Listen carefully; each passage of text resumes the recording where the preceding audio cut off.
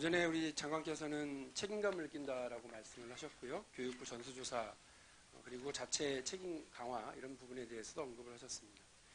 그와 관련해서 좀 지적을 몇 가지 하겠습니다.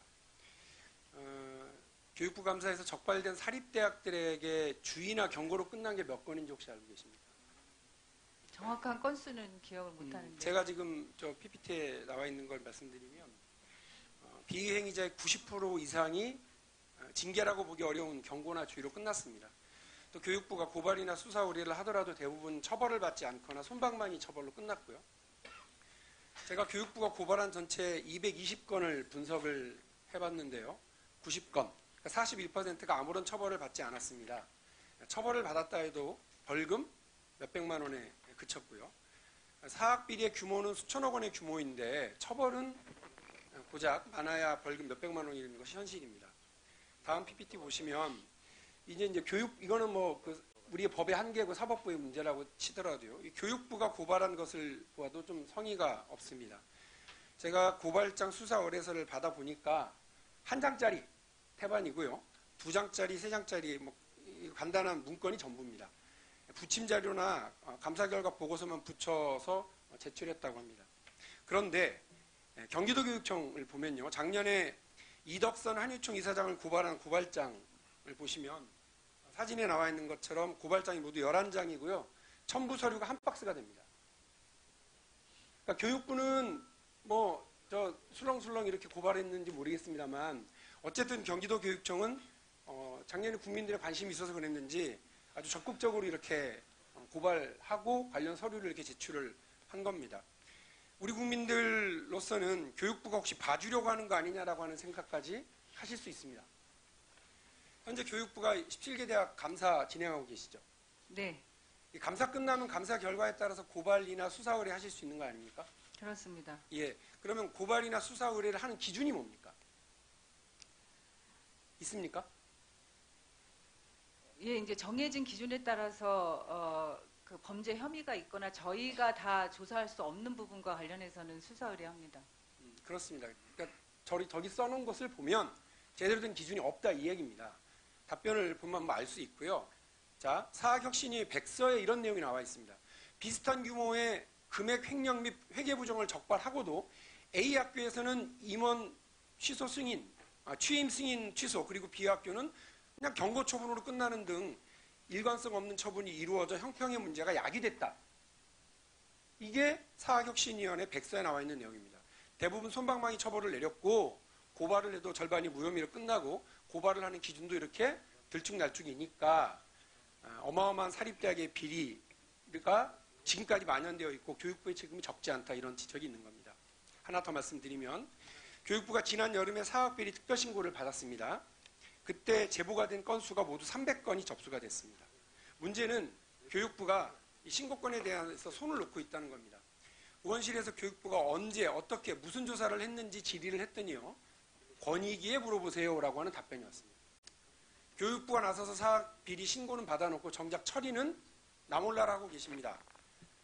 이런 똑같은 상황이 과거 국민제안센터 사학비리 접수에서도 있었습니다. 교육부가 접수를 받고도 3개월 동안 손 놓고 있었고요. 그 후에 조사도 조사 대상일 수밖에 없는 학교에만 서면 유선 질의하는 것을 볼 수 있습니다. 그래서 학교에서 제보자를 색출하려고 하는 등 많은 문제가 발생을 했습니다. 의원실 제보에 따르면 이렇게 제보자가 색출을 당하는 일이 올해 6월에도 똑같이 일어났습니다. 그러니까 앞에서는 사학비리 척결하겠다고 하고 뒤에서는 사실상 대학 편에서 편의를 봐주는 거 아니냐 이런 지적도 너무나 당연하게 나올 수 있습니다. 왜 이런 일이 벌어지는지 이 대목에서 교피아라고 하는 단어를 떠올리지 않을 수 없습니다. 부총리님, 그 교육부 공무원이 현재 사립대학에 몇 명이나 근무하고 있습니까? 제가 정확한 숫자는 파악하고 있지 못합니다. 교육부에서 올 초에 파악한 자료가 있습니다. 그런데 의원실에 자료 요구를 해도 주시질 않고 계십니다. 그래서 제가 교육부 자료하고 대학들에서 받은 자료를 토대로 해서 최소 인원을 헤아려 봤습니다. 그러니까 최소 113명의 교피아가 일선 대학에 재취업을 한 상태입니다. 거기에는 장관도 있고요. 차관도 있고요. 고공단 공무원부터 심지어는 8급 주무관까지 사립대학에 재취업한 상태입니다. 근데 이들이 대학으로부터 받은 급여 뭐 이런 등의 명목을 보면 최소 50억에 달합니다. 작년에만요. 다시 말하자면 대학들이 자발적으로 낸 자료를 토대로 한 것이기 때문에 정확한 상황이 절대 아닙니다. 오히려 축소되어 있겠죠. 내 선후배가 있는 곳 혹은 내가 특혜를 보거나 수혜를 받아야 할 곳이라는 생각을 하게 되면 당연히 팔이 안으로 굽습니다. 혹시 사학비리가 만연해도 교육부가 제대로 대응하지 못하고 솜방망이 처벌에 그치는 이유가 바로 이 교피아들 때문 아닙니까? 그런 지적들이 있었기 때문에 저희가 그런 재취업이나 퇴직 후에 이 취업과 관련해서는 기준을 강화하고 근절할 수 있도록 노력하고 있습니다. 오늘 업무보고에도 교육혁신 방안 중에 사립대학 무보직 교원까지 퇴직공직자 취업 제한 기간 및 심사 대상을 확대 추진하겠다고 하셨어요. 네. 그 약속 지켜주시고 그리고 이미 파악한 자료도 의원실에 제출해 주시면 고맙겠습니다. 관련해서 하나 더 질의드리겠습니다. 최근에 연세대 아이스하키부 체육특기자 수시 전형 비리가 밝혀진 바가 있습니다. 그래서 특별전형 특별감사를 실시했고요. 관련자들을 수사 의뢰한 것으로 알고 있습니다. 1차 서류 평가에서 아이스하키 지원자 가운데서 상대적으로 경기 실적이 낮은 학생에게 평가위원들이 높은 점수를 부여한 정황, 그리고 국가대표 활동 여부, 대회 실적 등 차이가 많음에도 불구하고 지원자 9명에 대해 일괄적으로 만점을 부여한 정황 등이 확인됐고요. 평가 요소에는 없는 포지션 고려해서 평가하는가 하면 한 교수는 체육특기 지원자 126명에 대해서 동영상 평가를 포함해서 70분 만에 다 평가를 해버려서 부실평가다 이런 지적이 있습니다. 지금 이 사안과 관련해서 무시험 전형 제도에 대한 문제제기